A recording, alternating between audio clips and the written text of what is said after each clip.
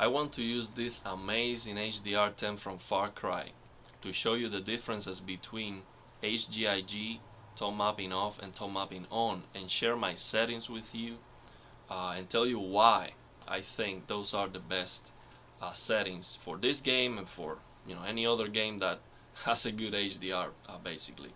And we have to understand the capabilities of the display. So when we turn on dynamic tone mapping, what happens is, let me point the screen. So what happens is that sun, it is less bright because, and the highlights in general, because the overall brightness of the image goes up, and this display cannot do 800 nits on the entire screen. So if you have an overall brighter sky, that's going to reduce the brightness of the sun. Not only that, you see the clouds, the details on the clouds, they are less actually, they go down. So let's take a look at the cloud, the details on the cloud with HGIG. Look at that. Let me change the exposure of the video. Okay, so look at the difference between tone mapping off and HGIG. It's like revealing all the highlight detail, like it's not visible at all. And the brightness of the sun is actually it goes down over 300 nits more with HGIG in comparison with tone mapping off. It's a staggering difference. So tone mapping on is not showing the same highlight detail on the cloud, and it's not making that sun brighter. It's making all this overall brightness go up, but the highlight itself does not go up. Actually, it goes down. So you don't get that HDR effect, that pop. You do get it, but it's a lot less than with HGIG. With HGIG, you see much better all that detail on the cloud, and when you do this, that sun is popping like crazy. So the calibration screen on the main menu, you have, let me show you the settings. Let me show you the settings. You go here to options, color. So on this calibration screen, by the way, we are using HDR sRGB, which is a higher quality HDR because it's using 16 bits and compressing it down to 10 bits to give you a better color saturation. That's why the colors look so amazing. But actually on HDR10 the colors are still very good, and I cannot tell the difference, to be honest. So this game HDR is amazing no matter what. So on this calibration screen we have 800 and 180. Why? This LG C1 or the CX or C2, they can do it about 800 nits, 7 to 800 nits. So that's the maximum peak brightness. So on this calibration screen, you might think, oh, if I just increase this, it looks better to me. So what happened by doing that, and I actually tested that, is that sun, actually, the brightness of that sun goes down.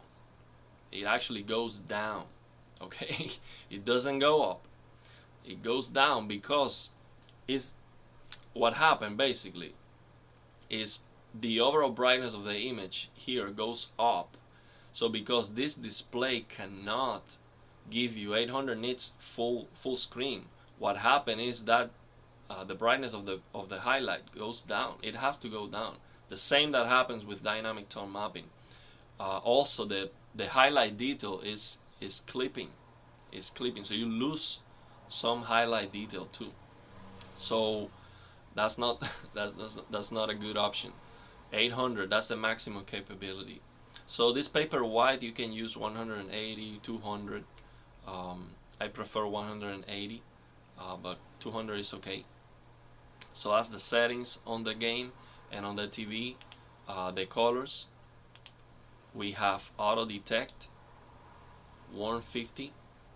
So we go to settings here, color, auto detect 55, color depth, and 150.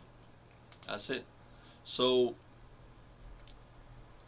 the brightness of the sun is going to change depending on how much brightness you have on the screen.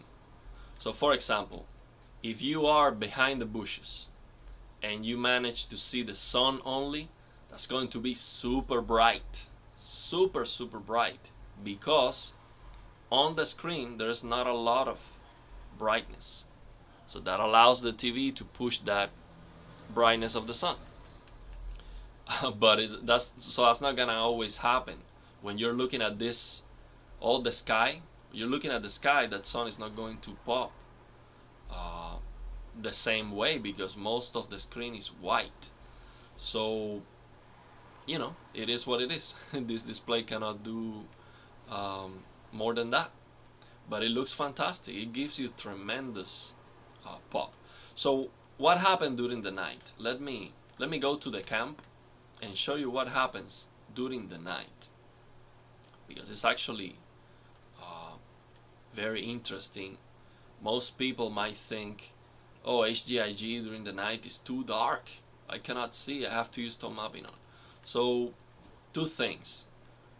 For HDR, it is required, it is mandatory to be on a dark room.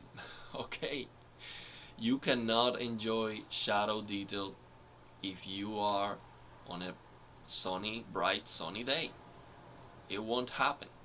So you need to be on a dark room to enjoy HDR. So let's see what happened here during the night. Let's open photo mode and see what happens. Let's change the time of the day to the night. Okay, so here during the night, you might think, oh, well, dynamic tone, this is too dark, bro. It's too dark. I have to use tone mapping on. So this is what's gonna happen. You are not in a dark room. You turn on dynamic tone mapping. You see this light is gonna go up. Boom! You see, wow, this is better. For sure. This is a better option. And it is not, because that shadow detail is too bright. It's too bright. It is over brightening the shadow detail. And the reason why that light source goes up is because most of the screen now is dark, so that dynamic tone mapping is dynamically changing that all the time.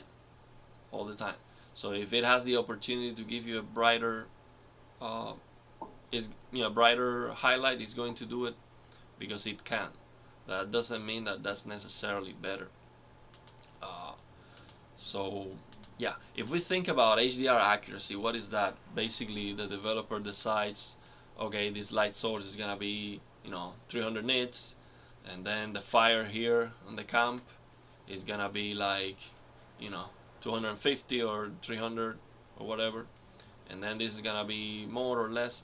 So then, depending on the capabilities of the display, that dynamic range is going to be like remap and compress to the capabilities of the display.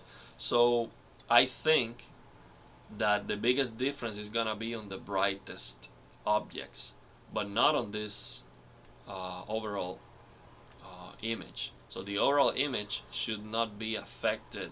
So this should not be brighter if you have a more capable display. Not at all, because this is correct, So if you get a better, more brighter display, this should not be a lot brighter.